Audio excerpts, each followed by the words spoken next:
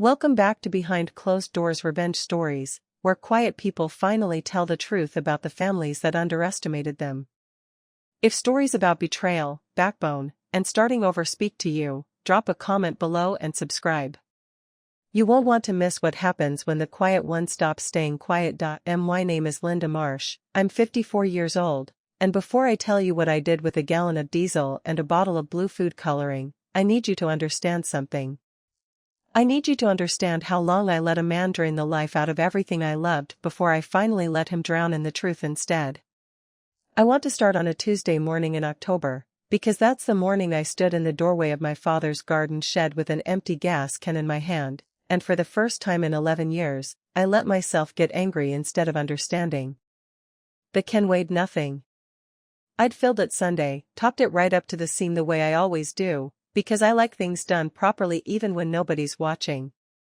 5 gallons, for the mower, for the tiller, for the little generator we kept in case the power dropped on the ridge, which it does, every winter, like clockwork. That can should have made my shoulder ache carrying it back into the shed.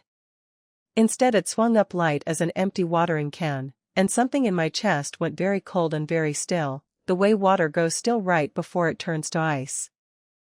I set it down on the workbench, next to my father's old vise and the coffee can full of mismatched screws that's been sitting in that exact spot since before I was married. I looked at the dust ring where the gas can always sat, a little darker than the wood around it, 30 years of the same weight resting in the same place.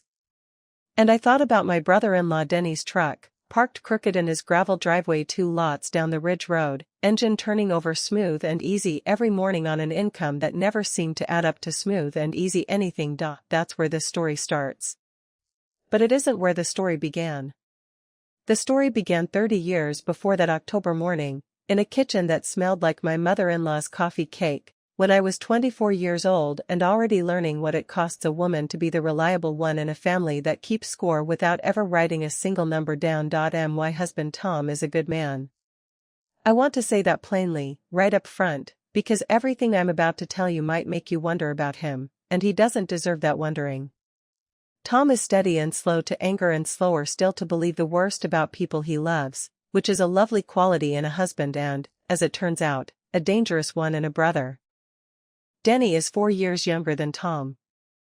Their father died of a heart attack in the driveway of that same house when Denny was 16 years old, dropped a socket wrench and never picked it back up, and something about that loss never let their mother, Arlene, treat Denny like a grown man again, even long after he'd become one in every way except the ways that mattered. Denny could total a car on black ice going 40 over the limit and Arlene would say the roads were icy, as if the roads had done the speeding. Denny could vanish for 3 or 4 days with no word to anybody and come home needing gas money and a place to sleep, and Arlene would have both ready before he finished the sentence asking. Tom used to joke, back when it was still funny to him, that his brother had 4 lives like a house cat. I used to think, and never said out loud for years, that house cats generally learn something by the 3rd one. Denny never seemed to need to learn anything, because somebody was always there to catch him before the lesson landed. I married into that family at 23, young and certain the way you're certain at 23, and I watched that pattern play out for years before I understood it wasn't going to change just because I'd noticed it. I remember one 4th of July, maybe 6 years into my marriage, standing at Arlene's kitchen counter slicing watermelon while Denny sat out back in a lawn chair telling some story about a job he'd quit, and Arlene turned to me, flushed pink from the heat and the wine, and said, "Isn't it something how he always lands on his feet?" And I remember thinking, with a kind of quiet astonishment that never fully wore off over the following 20 years, that she genuinely believed that. She believed he landed on his feet. She never once seemed to notice whose hands had been underneath him the whole way down. I think about a Christmas early on too, my 2nd or 3rd with the family, when Denny showed up empty-handed to the gift exchange again, the way he did most years, and instead of anybody remarking on it, Arlene quietly slid an envelope of cash across the table to him for gas home, in front of everyone, in the exact same breath she was thanking me for the sweater I'd knitted her by hand over 3 months of evenings. Tom squeezed my knee under the table that day, a small apology neither of us said out loud, and I told myself it didn't matter, it was just Christmas, it was just 1 year. I didn't yet understand that just 1 year was going to become the sentence I told myself for the next 2.5 decades. I think, if I'm honest, some of that willingness to swallow it came from my own mother, who raised me to believe that a woman's job in a family was to be the calm surface everyone else got to be messy around. She used to say, "Somebody's got to keep the floor swept while everyone else tracks in the mud," and she said it fondly, like it was a compliment to be handed the broom for life. I loved my mother dearly, and I buried her 9 years ago, and I only fully understood, standing in my father's shed with that empty gas can, how much of her advice I had been quietly living out without ever once questioning whether the floor wanted sweeping in the first place. Thanksgiving, Christmas, the 4th of July cookout with the folding table set up under the maple tree in Arlene's backyard, it didn't matter the holiday, there was always a moment, usually somewhere around dessert, where Denny would lean back in his chair, half laughing already at his own joke, and say something like, "Well, somebody's gotta be the fun uncle around here," and the whole table would chuckle warm and easy, and I would be the one quietly clearing plates or refilling the mashed potatoes because I could not stand to sit there and watch a grown man get applauded for the simple act of showing up. My father, Walter Marsh, built a business out of almost nothing. Marsh Yard and Garden, out on Route 9, started as a roadside stand this summer. He came home from the army, selling tomatoes off a card table and sharpening neighbors' mower blades for $1 apiece. 40 years later it had grown into a proper hardware and garden supply store with a green tin roof and a bell over the door that still rings the exact same note it rang when I was 7 years old. When I was a girl I used to sweep the floors after school for $1 and the privilege of picking one candy bar off the rack by the register. My father used to say the store was honest work wearing a green apron, and he meant that as the highest compliment he owned. 6 years ago, my father had a stroke behind the register on a Tuesday afternoon in July. A customer found him slumped against the counter and called the ambulance, and I got the call at home while I was hanging laundry, the phone slipping out of my wet hands twice before I managed to answer it properly. He survived it, thank God every single day that he survived it, but his right side never fully came back. He can't grip the ladder rungs to reach the top shelves anymore. His right hand shakes too badly to run the register with any speed, and some days it won't cooperate at all, curling in against his chest like it belongs to somebody else entirely. Somebody had to step in and keep the store running, and there was really only ever one somebody it was going to be. Tom was already 45 minutes each way from the plant where he'd worked for 18 years, and couldn't leave that job, not with 2 kids still at home and a mortgage that didn't care whose father had a stroke. My own children, Mark and Jenny, were teenagers then, needing rides to practice and forms signed and someone to notice when they were quietly struggling even while insisting, the way teenagers do, that they were fine. I stepped in anyway. I always step in. I've come to believe some of us are simply built that way, or maybe we're built by other people expecting it of us for so long that eventually we lose the ability to tell the difference between our own nature and everyone else's habit of leaning on us. And somewhere in that first hard year, Denny started helping out. I loved that store more than I ever managed to say out loud to anyone, even my father. I loved the smell of it in the mornings before I unlocked the front door, cedar mulch and gun oil and the particular dust that gathers on a shelf of terracotta pots nobody's bought in a while. I loved knowing which customers needed the good grass seed and which ones just needed somebody to tell them their lawn wasn't a lost cause. Old Mr. Petroselli came in every single Saturday for 3 years just to price out a snowblower he never once bought, and I always took the 10 minutes to walk him through the models anyway, because my father had taught me that a store is a promise to a town before it's ever a promise to a balance sheet. Running it those years wasn't only a burden. It was also, some days, the only place I felt entirely certain of my own worth, which I understand now says something sad about the rest of my life at the time. But I didn't see that then. I only saw a job that needed doing, and hands that were mine to do it with. I want to be fair here, because fairness has always mattered to me, even now, even after everything I'm about to tell you. Denny wasn't lazy in the way people mean that word when they say it like an insult. He worked plenty of jobs over the years, construction, a stint delivering for a beer distributor, odd carpentry here and there. He just never seemed to keep the money he made, and worse, he never seemed to notice how much of other people's money kept quietly disappearing from around him, the way some men never notice a draft in a house they've lived in their whole life. He'd come by the store on slow weekday afternoons, prop himself on the stool by the register, tell stories about his latest job or his latest truck trouble, and make my father laugh in a way I honestly hadn't heard since before the stroke. I want you to know that I was grateful for that laughter. I still am, even knowing what I know now. My father's laugh matters to me more than almost anything in this world, and for a long time I told myself that whatever else Denny cost us, that laughter alone was worth something close to the price. But things started going missing. Small things first, the kind of small that's easy to explain away. A box of wood screws off the shelf.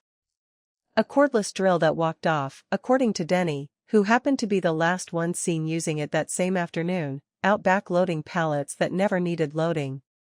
Diesel from the tank we kept out behind the store for the delivery truck, always a little lower in the morning than the previous evening's receipts said it ought to be. I chalked all of it up to shrinkage, the way every small business owner learns to, because that's the story a person reaches for when the alternative, that someone inside your own family is quietly stealing from you, is a thought too heavy to pick up on the first try. Then it was the gas can from my own shed at home. Then it was cash straight out of the register drawer, $40 one week, $60 the next, always missing on afternoons when Denny had stopped by to say hi to Walter while I happened to be out running deliveries in the truck. I remember the first time I actually let the suspicion form a full sentence in my head. It was a Wednesday in June, and I'd come back from a delivery run to find my father dozing in his chair by the window, the register drawer sitting a little crooked in its slot the way it does when someone's opened it in a hurry, and Denny's truck just pulling out of the gravel lot. I counted the drawer twice that night at close, and came up $35 short against the receipt tape, and I stood there in the empty store with the bell over the door gone silent and thought, clear as anything, he's stealing from his own father, and then immediately thought, right on the heels of it, no, surely not, surely there's an explanation, and I want you to know I believed that second thought far more readily than the first. For a long time I started keeping a little spiral notebook in the drawer under the register. Not to accuse anyone, I told myself very firmly, more than once, out loud even, standing alone in the store after closing, just to track inventory better, the way any responsible manager should. I am an organized person by nature, and I've come to understand that organization has always been the socially acceptable disguise I wear for suspicion I'm not yet brave enough to name. By late August that notebook had 11 separate entries in it, each one small enough to explain away sitting by itself, and all of them together forming a shape I did not want to look at directly, the way you don't look directly at the sun even when you already know exactly what's up there. That was when the gas can at home started coming up light too. I told Jenny before I told anyone else, which surprises people when I tell this story, since she was only 19 that year and away at community college over in Danbury. But Jenny has always had her father's steadiness and my own stubborn streak in about equal measure, and she called home most Sunday nights just to talk, and one of those calls, in early September, I finally let some of it slip out, not the whole suspicion, just a stray comment about the gas can being light again. "Mom," she said, and I could hear her set something down on her end, the particular quality of quiet that means a person has stopped doing whatever else they were doing. "Has Uncle Denny been in the shed?" I didn't answer right away. "Mom. Has he?" "I don't know," I said, which wasn't true, and we both knew it wasn't true. "You always know," Jenny said. "You just don't always say." That sentence sat with me for days afterward. You always know. You just don't always say. My own daughter, at 19, had summed up 30 years of my marriage into 11 words, and she hadn't even meant it as an accusation, just an observation, the plain kind kids make about their parents sometimes without understanding the weight of what they've picked up on. My son Mark set up the camera for me. He's 22, works in IT over in Springfield, sharp as a tack and about 4 times more observant than any of us gave him credit for as a teenager. When I called him on a Sunday evening in mid-September and tried to explain what I suspected without quite saying the word steal about his own uncle, dancing around it the way I'd been dancing around it in my own head for months, he didn't make me finish the sentence. "Mom," he said, in that flat, patient voice he gets when he's decided to stop letting me hedge, "you've been talking around this for 3 months straight. Just say it."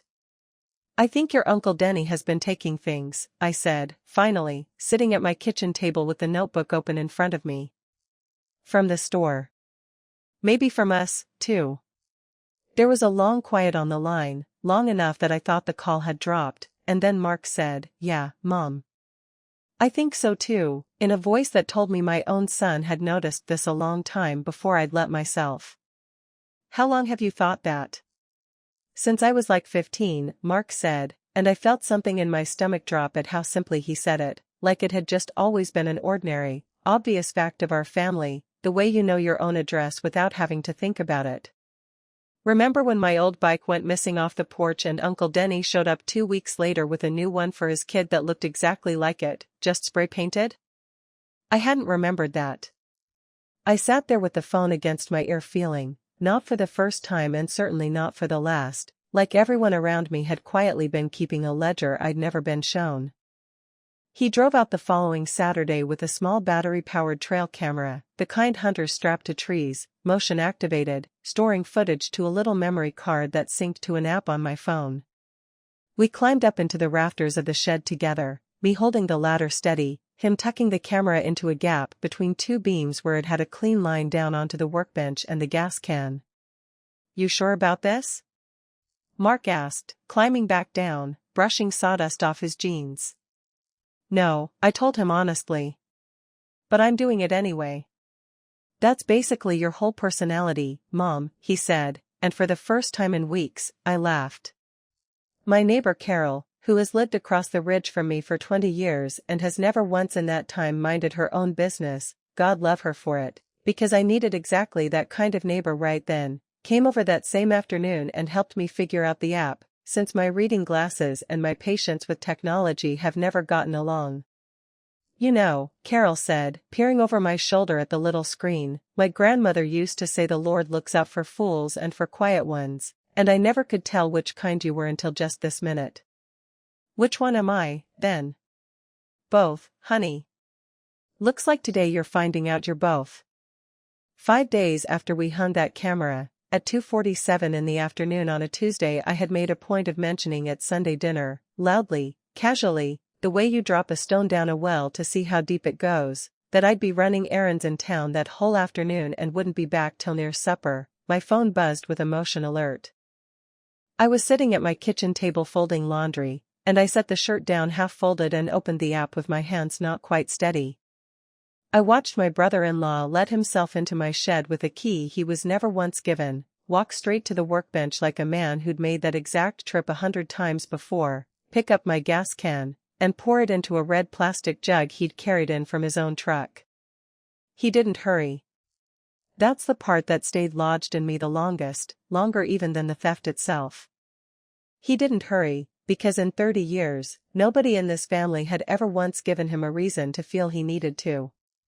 I watched the whole clip twice through, then a third time, my tea going cold beside me, and somewhere in that third watching, the last soft, forgiving part of me that had spent 11 years finding him excuses simply closed up like a fist. I didn't say a word to Tom that night. I know how that sounds, like I was keeping something from my own husband, and I turned that thought over plenty of times myself, lying awake next to him while he slept easy and unaware. But I want you to understand the position I was standing in.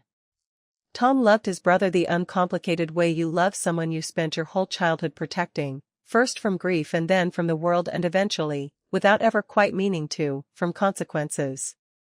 If I came to Tom with suspicion and no proof, he would have felt torn straight down the middle between defending his brother and defending his wife, and I did not want to hand him that particular kind of pain until I had something said in front of him that left no room for doubt on either side, so I kept collecting. Quietly. Patiently. The way I'd learned, over 30 years of family dinners, to do almost everything. Over the following 3 weeks, the camera caught Denny 4 more times. Gas, twice more. A case of copper pipe fittings from the shed at the store, not our home shed this time, the store's back room, where I'd quietly moved a second, smaller camera Mark loaned me, that I later discovered had been sold, still sealed in the manufacturer's box, to a contractor 2 towns over. I only found that out because Carol's nephew does drywall work for that same contractor, and he mentioned, with absolutely no idea what he was handing me, over coffee at Carol's kitchen table one Saturday morning, that a fellow named Denny Marsh had sold him some copper fittings cheap, cash only, no receipt needed, real friendly guy. I sat with that piece of information for 2 full days before I let myself follow where it led next. Then I found the loan.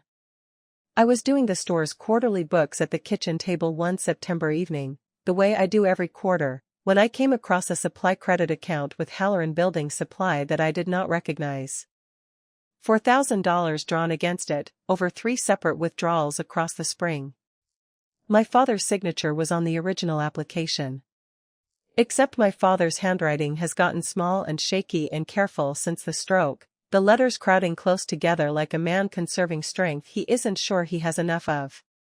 This signature on the loan application was big, and looping, and confident, in a hand that hadn't belonged to my father in 6 years. I drove to Halloran's the very next morning before the store even opened, my own hands cold on the steering wheel the whole way, with an old cancelled check of my father's tucked into my purse for comparison. The woman behind the counter, a heavy-set lady named Dottie who'd sold me hanging baskets every spring for a decade, laid the loan application flat on the counter next to my father's real signature and went quiet for a long moment, her eyes moving back and forth between the two.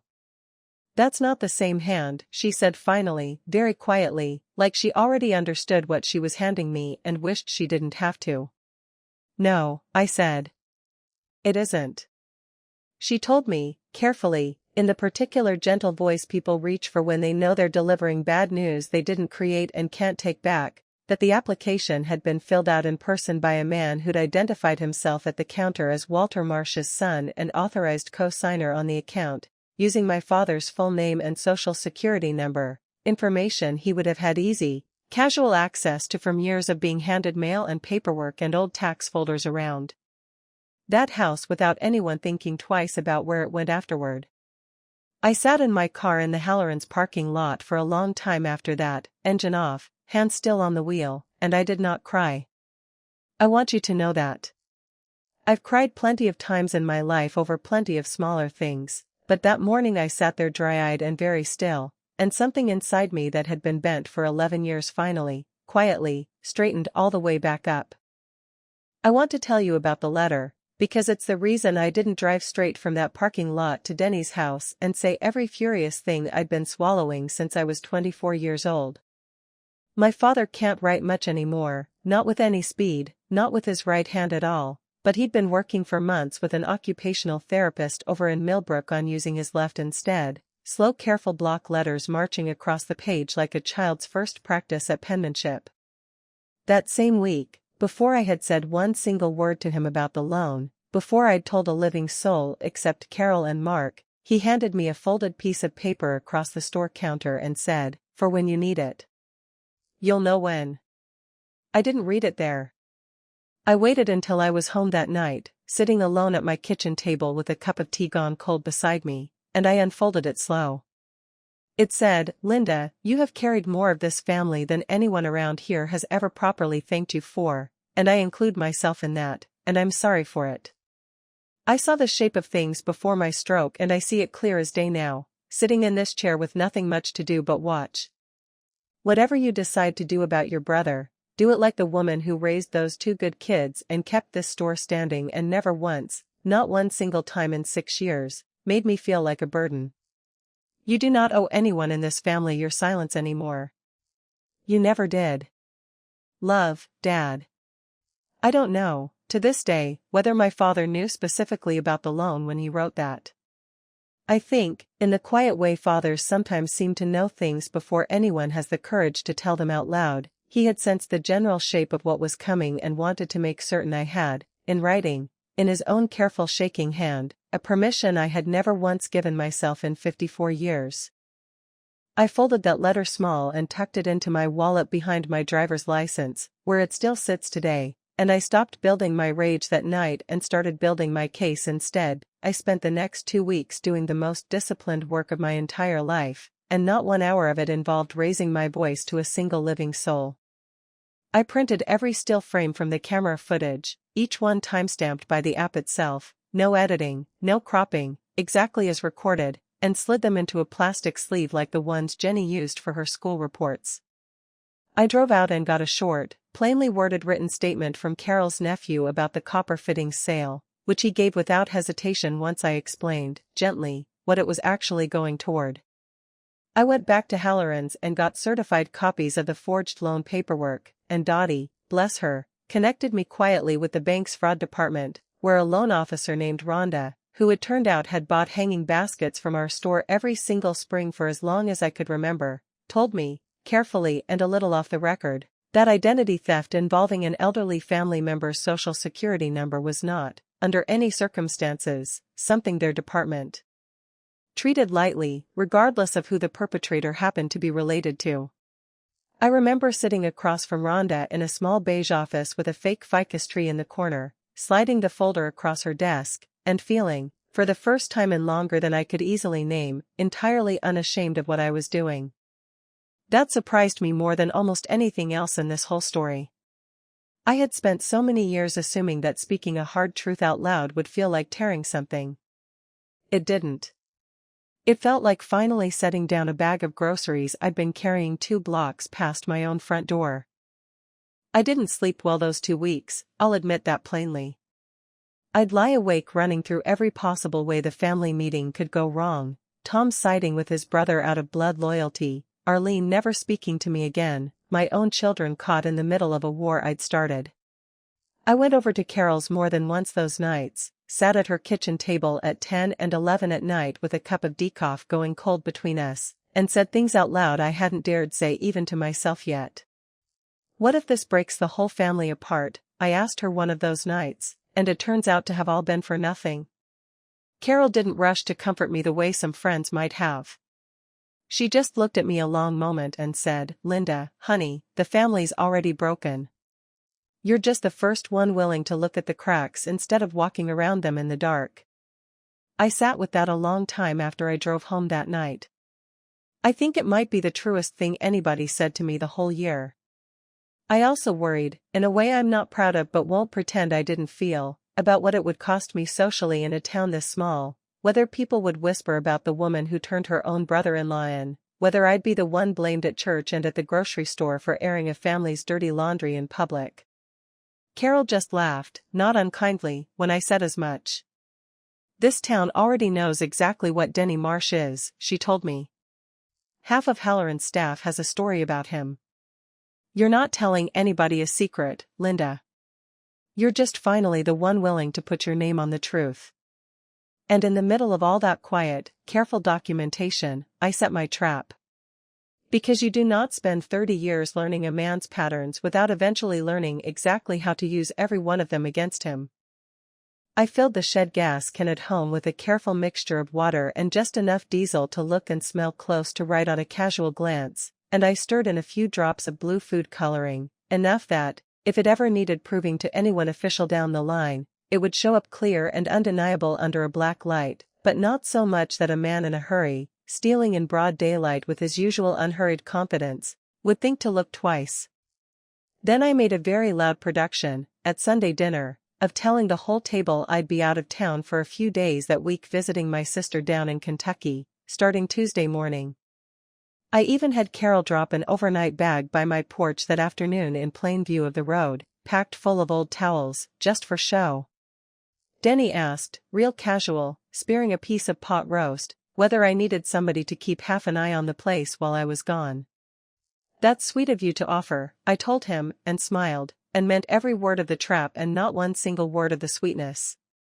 Tuesday morning, I drove exactly 4 miles down the Ridge Road, parked my car behind Carol's garage where nobody would see it from the main road, and walked back on foot an hour later to find Denny's truck idling rough and smoking at the end of his own driveway, gray exhaust pouring thick out the tailpipe, Denny himself standing beside it red-faced and furious, kicking the front tire like it had personally betrayed him. His riding mower, I learned later from his own daughter Amy, had died the exact same morning halfway through cutting his lawn, wouldn't restart no matter how many times he yanked the cord, veins standing out along his neck the whole while. I won't sit here and tell you I didn't feel something close to satisfaction, standing behind the tree line at the edge of Carol's property watching that unfold. But I want to be honest with you, it wasn't the ending. It was only the moment the truth finally had somewhere solid to land, after 11 years of skittering off every surface I'd ever offered it. Denny showed up at my door 2 days later, before I'd said a word to anyone about the family meeting, before he had any way of knowing what I'd found. He stood on my porch with his cap in his hands, an old habit of his from childhood I recognized from Arlene's stories, and said his truck and mower had both broken down the same week and he wondered if I'd noticed anybody strange poking around my property, if maybe somebody'd been messing with folks' equipment out here on the ridge. I looked at him a long moment, this man I had watched be forgiven for 30 years for things nobody else in the family would ever have been forgiven for, standing on my porch asking me, essentially, to help him solve a mystery he himself had caused. No, I told him. I haven't noticed anything strange at all. That wasn't a lie, not really. Nothing about it had struck me as strange. It had struck me, finally, after 11 years, as exactly, precisely predictable. I called a family meeting for that following Sunday, at my own house, on neutral ground, everyone seated around the same oak table where I'd spent 11 years quietly passing bowls of mashed potatoes and swallowing my own voice along with my supper. Tom sat at one end. Denny across from me, looking wary already, the way a man looks when he half suspects but hasn't yet let himself fully believe. Arlene beside him, hands folded tight in her lap, her good church cardigan buttoned to the top button, a habit she has when she's bracing for something.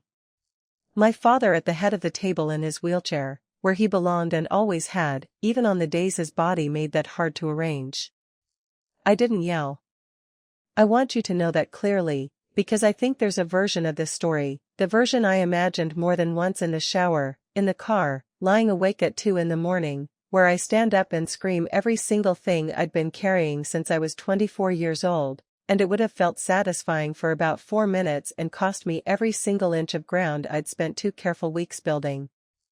Instead, I laid 3 folders flat on the table, side by side, and I said, I need everyone at this table to look through these before anybody says a single word.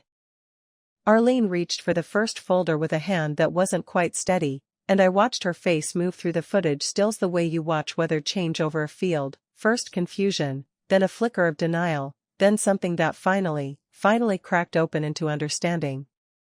She cried almost immediately, silent tears running down into the collar of her cardigan. Tom went very quiet and very pale beside me, the particular pale he goes when something is breaking that he has spent his whole life trying, quietly and mostly successfully, to hold together. He didn't say a single word through the whole first folder. He just kept turning the stills over, one after another, like he was hoping the next one might look different from the last. Denny tried 3 different stories inside about 90 seconds. First, that he'd only ever borrowed things and always meant to bring them back. Then, when I slid the copper-fitting statement across, that the loan must be some kind of misunderstanding at the bank's end, his voice climbing a register higher than usual. Then, when neither of those landed, he tried, you're making an awful lot out of what's basically small stuff between family, Linda, looking to Tom for backup that didn't come. I watched him across that table, this man I'd known since I was 23 years old, and for just a moment I let myself see the 16-year-old boy who'd found his own father dead in a driveway with a wrench still in his hand, who'd spent 30 years since being handed money and forgiveness instead of the one thing that might actually have helped him, which was somebody willing to let him fail small so he never had to fail this big. I felt something for him in that moment that wasn't quite pity and wasn't quite anger, some third thing I still don't have the right word for. It didn't change what I'd decided to do. But it made the deciding cost me something, and I think that's as it should be. My father, in a voice grown thinner than it used to be but still entirely, unmistakably his own, cut across the table before Tom could even open his mouth. Son, he said, that's my name signed on paper I never wrote. Don't you dare sit at my daughter-in-law's table and tell her she's making too much of that. The room went very quiet after that. Dad, Denny started, and my father lifted his good hand off the arm of the wheelchair, just an inch, just enough to stop him. I'm not finished, my father said. I built that store with my own 2 hands so my children would never have to wonder where their next meal was coming from. Not so you could sell it off piece by piece to some contractor in Millerton while your niece and nephew watched their mother work herself sick trying to keep the lights on. I love you. I have always loved you. But I am not going to sit in this chair and pretend I don't see what's right in front of me anymore. Denny's face did something complicated then, anger, and something underneath the anger that looked almost like relief, the particular relief of a man who has been caught after wanting, on some buried level, to be caught for a very long time. Arlene finally spoke, her voice small. Denny, honey, tell me it isn't as bad as it looks. And when he didn't answer right away, when he sat there working his jaw and staring at the folders instead of at his own mother, she seemed to understand, all at once, 30 years worth of things she'd let herself not understand before. Oh, she said, very quietly, to no one in particular. Oh, I see. She turned to me then, and for a moment I braced myself for anger, for her to defend him one final time out of pure old habit. Instead she reached across the table and took my hand, her fingers cold, and said, I owe you an apology I don't know how to give you all in one sitting, Linda. I think I've owed it to you since you were 24 years old and I never once had the courage to see it. I told her she didn't owe me anything that afternoon, that there'd be time for all of it later, and there was. It just took the 2 of us a good while longer to find our way to it. I told Denny, plainly, what I had decided, and I want you to know I had thought it through with great care. All the anger drained clean out of the decision by the time I finally made it, leaving only clarity behind. The identity theft against my father was going to the bank's fraud department, because that particular wrong wasn't mine to forgive on anyone's behalf, it belonged to my father, and my father had already told me, in his own hand, exactly where he stood on forgiving it. The thefts from the store I would handle privately between us as a family, restitution, paid slow if it had to be, and a clean, permanent break from any further involvement in the business, because I still needed, someday, to be able to sit across a table from this man at my own children's future holidays, and I wanted that possibility to exist on my terms, not his. You'd really do that, Denny said, low, staring at me across the table like he was seeing me clearly for the first time in 11 years. Turn your own family in. I already turned myself out, Denny, I said. 11 years ago. Nobody noticed. This is just the first time it's costing somebody besides me. It wasn't clean. I won't sit here and pretend to you that it was. Arlene didn't speak to me for the better part of 2 months, certain in the particular fierce way mothers get that there must have been some kinder path through all of it, even though she herself had spent 30 years handling her son with nothing but kindness and it had delivered every single one of us to this exact table.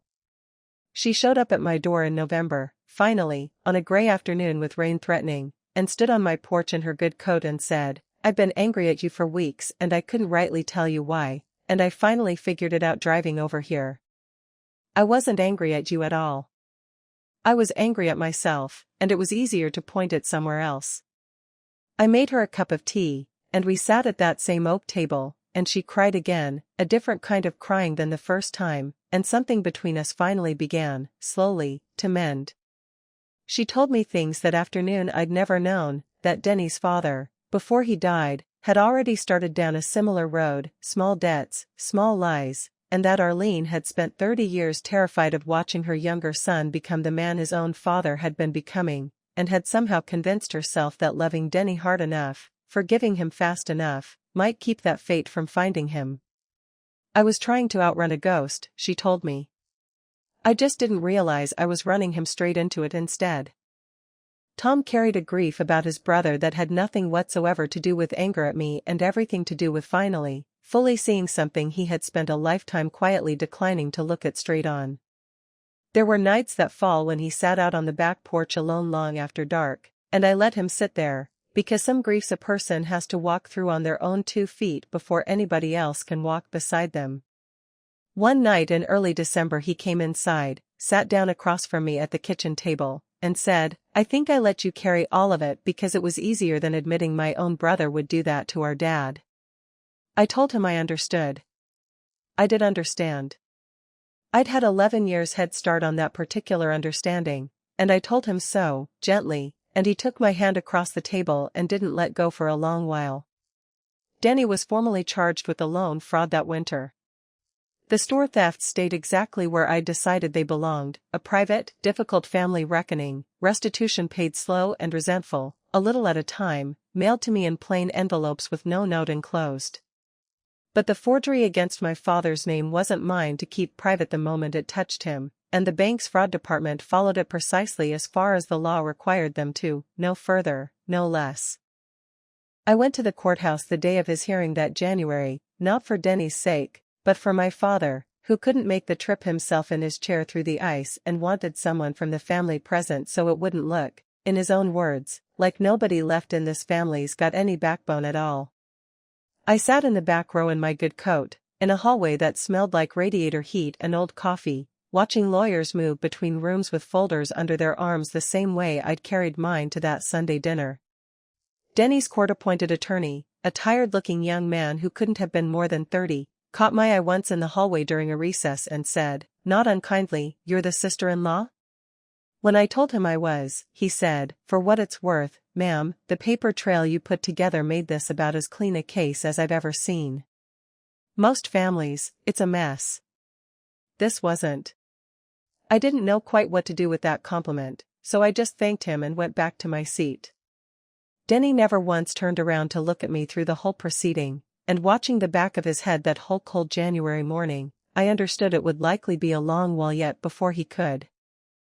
I remember walking out of that courthouse into a parking lot half covered in dirty snow, the wind cutting straight off the river, and standing there a minute just breathing before I got in my car.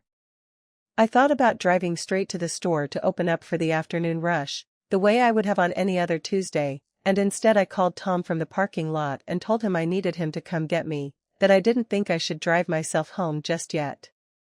He was there in 20 minutes flat, still in his work boots from the plant, and he didn't ask me a single question the whole ride home. He just reached over once and put his hand on my knee, the same small gesture he'd given me at that long-ago Christmas table, except this time it wasn't an apology for something he'd let happen. It was just love, plain and steady, the kind he'd always had in him, the kind I'd sometimes forgotten to let myself lean on. His daughter Amy, 17 that winter, called me the following week, her voice small and careful on the phone. "Aunt Linda," she said, "I just wanted to say, I know what my dad did was wrong. I've known for a while, longer than anybody probably thinks. I just never knew what to do about it, being a kid and all." I told her she didn't owe anybody an apology for something that wasn't hers to fix, and that my door and my kitchen table would always be open to her, no matter what happened between the grown-ups. She still comes by most Sundays now, helps me in the garden, and I think, of everything that came out of that whole hard year, watching her grow up steady and clear-eyed might be the thing I'm proudest of. Tom and I are still married, still solid, more honest with each other now, I think, than we managed to be in years, maybe ever. A marriage that survives you finally telling the whole hard truth turns out to be a stronger thing than one held together by you quietly keeping the peace at your own expense. We don't talk about Denny much. When we do, it's careful, and it's kind, and it no longer costs me anything to be kind about him, because I finally stopped paying for that kindness out of my own hide. On our anniversary that year, Tom raised his glass at dinner and said, quietly, just between the two of us, "Here's to you finally making me see what I should have seen a long time ago." I told him I'd take that toast over any easier one he could have offered me. Last spring, a full 18 months after that gray smoke morning at the end of Denny's driveway, I stood once more in my father's shed, filling that same 5-gallon gas can for the mower. It went heavy in my hand this time, the whole honest way through, exactly the way it was always supposed to. My father was out on the porch in his wheelchair in the thin April sun, watching a robin work a patch of soft dirt he can't kneel down into anymore himself, and he called through the open shed door, "That can weigh what it's supposed to for once." "It does, Dad," I called back, and I felt the words land somewhere solid in my chest. Good, he said, satisfied, turning back to his robin. Took long enough. Amy was out front weeding the flower bed along the porch steps, humming something under her breath, and Jenny was home for the weekend from her new job in Hartford, sitting on the steps beside her cousin shelling peas into a bowl between them, the two of them laughing about something I couldn't quite hear from where I stood. Mark had driven up too, was under the hood of his own truck in the driveway just because he liked the excuse to spend a Saturday at his grandfather's place. The store was steady that spring, steadier than it had been in years, the books balanced clean every quarter now, nothing missing that shouldn't be. I'd hired a part-time clerk that winter too, a retired schoolteacher named Beverly who wanted something to do with her Tuesdays and Thursdays, and having her at the register meant I could finally take a real lunch break most days, sit out back on the loading dock with a sandwich and 5 quiet minutes that belonged to nobody but me. It's a small thing, 5 minutes on a loading dock, but I want you to understand what it meant after 11 years of never once feeling like I had 5 minutes that belonged only to myself. My father noticed it too, before I ever said a word about it. "You look rested," he told me one afternoon that spring, squinting up at me from his wheelchair by the window. "Been a long time since you looked rested, Linny." Nobody had called me that childhood name in years, and I had to turn away toward the shelves for a minute before I trusted my voice enough to answer him. Beverly turned out to be one of those quiet blessings you don't see coming. She'd taught 4th grade in this town for 31 years, and she ran that register with the same patient, unhurried authority she must have once used on a classroom full of 9-year-olds, and customers loved her instantly, the way you love anyone who makes you feel like the most interesting person to walk through a door all day. She never once asked me directly about the gap in the books from the year before, though I'm certain she'd heard some version of the story around town by then, the way everybody eventually hears everything in a place this size. She just showed up every Tuesday and Thursday at 9 sharp with her own thermos of coffee and got to work, and some mornings that quiet, uncomplicated reliability of hers was the thing that got me through the day better than anything else could have. I think that's part of what I learned too, in all of this, that the antidote to being taken for granted isn't necessarily learning to expect less from people.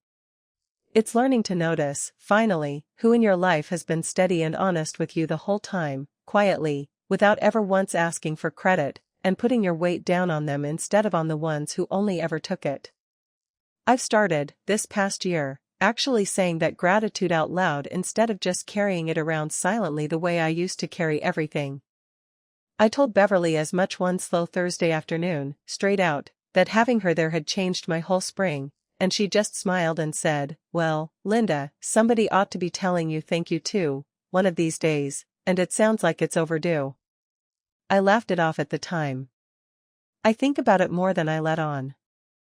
I stood there another minute with that full, honest, heavy can hanging from my hand, and I thought about every single Thanksgiving I'd spent quietly refilling the mashed potato bowl while somebody else got warmly applauded for the simple act of showing up.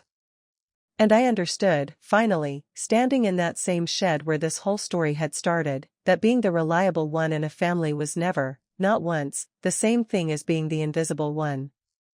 I had simply spent 30 years letting other people mistake one for the other, and worse, I had let myself make that same mistake right alongside them. I don't regret a single thing I did to uncover the truth. I only regret, some quiet nights, every one of the 11 years I spent too polite to go looking for it sooner. Sometimes, standing in that shed, I think about all the small, ordinary moments strung together across 11 years that finally added up to that one October morning, the watermelon at Arlene's counter, the Christmas envelope slid across the table in front of everyone, the register drawer sitting crooked in its slot, the 11 entries in a spiral notebook I told myself was only ever about inventory. None of those moments felt, on their own, like enough to act on. That's the part one most want the people listening to this to understand, if you take nothing else from my story. You very rarely get one clean, undeniable moment that tells you plainly it's time. What you get instead is a slow accumulation of small weights, one gas can and one crooked drawer and one too easy laugh at a holiday table at a time, until one ordinary Tuesday morning the whole thing simply tips over on its own, and you're left standing in a doorway holding something that finally weighs exactly what it should. I think about my father, too, in that shed, and the years he spent building something out of a card table and tomatoes, never once imagining that the hardest thing his daughter would ever have to protect wouldn't be the business itself, but the family standing around it. He tells me now, when we sit out on the porch together in the evenings, that he's prouder of how I handled that one October than he is of anything he built himself over 40 years with his own 2 hands, and I've learned, slowly, to let myself believe him when he says it, instead of deflecting the way I used to deflect every compliment anyone ever tried to hand me. I don't know what becomes of Denny in the long run. He's rebuilding something out west, last I heard through Amy, working steady at a job that doesn't seem to be costing anybody but himself this time. I hope that's true. I hope, honestly and without any bitterness left in the hoping, that he finds his own way to standing up straight under his own weight, the way the rest of us eventually had to learn to. But I stopped being the one responsible for making that happen for him a long time before I ever set up that camera in my shed. I just didn't know it yet. A few things this story taught me. Being the dependable one in a family doesn't obligate you to also be the blind one. Quiet, patient documentation will carry you further, in the end, than the loudest confrontation ever could. Protecting someone from consequences for 30 years isn't love, it's only ever delaying the bill, with interest. You don't need anyone's permission to stop absorbing what was never yours to carry in the first place, though it helps enormously when that permission is handed to you anyway. A family that only holds together when one person stays silent was never truly holding together at all. Subscribe for a new story every week, quiet people, loud truths, and the families that finally get told.